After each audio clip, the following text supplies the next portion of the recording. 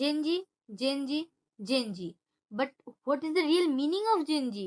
আরে ভাই, এই ওয়ার্ড শুনতে শুনতে তো পাগল হয়ে গেলাম, কিন্তু এর আসল মিনিং কি? কেন জেনজি বলা হয় আমাদের জেনারেশনকে? আসছি স্টেপ বাই স্টেপ। মূলত এই নামকরণগুলো করা হয়েছে জন্মের সাল অনুযায়ী। 90s আগের জেনারেশনকে বলা হতো লস্ট জেনারেশন, অ্যান্ড 1901 থেকে 1927 অবধি যাদের জন্ম তাদেরকে বলা হয় গ্রেটেস্ট জেনারেশন। দেন 1928 থেকে 1945 অবধি যাদের জন্ম এদেরকে বলা হয় silent generation or builders. 1946 to 1964 অবধি জেনারেশনকে বলা হয় জেনারেশন বুমার্স বা বেবি বুমার্স।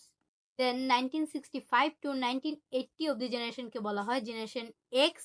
1981 টু 1996 কে বলা হয় জেনারেশন ওয়াই বা মিলেনিয়ালস। এবার পালা জেন জি। ইয়েস, সেই হাইপে থাকা ওয়ার্ড। 1997 টু 2012 অবধি যাদের জন্ম এদেরকেই বলা হয় জেন জি বা জেনারেশন জুমার্স। 2013 টু 2024 অবধি জেনারেশনকে বলা হয় generation alpha. And then upcoming generation is generation beta, and the range of generation beta 2025 to 2039. আর এই জেনারেশন বিটা হবে সব থেকে বেশি আলট্রা টেকনোলজি বেসড, যারা এআই, চ্যাট জিপিটি এসবের সাথে বলতে গেলে জন্মের পর থেকেই পরিচিত থাকবে। এখন আসি ক্যারেক্টারিস্টিকে। কোন জেনারেশনের ক্যারেক্টারিস্টিক কিরকম ছিল? First one, greatest generation. এরা ম্যাক্সিমামই ছিল ডিসিপ্লিন, ডিটারমিনেট অ্যান্ড রেজিলিয়েন্ট।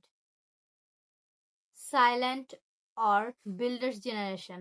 এদের ক্যারেক্টারিস্টিক হচ্ছে responsible, traditional and patient. Boomers আর confident, sociable, competitive. Gen X, flexible, independent, skeptical.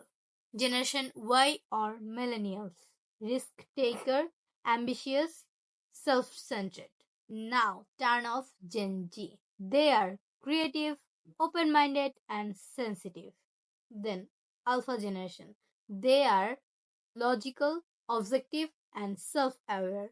And the last one is beta generation, and they will be the most craziest generation.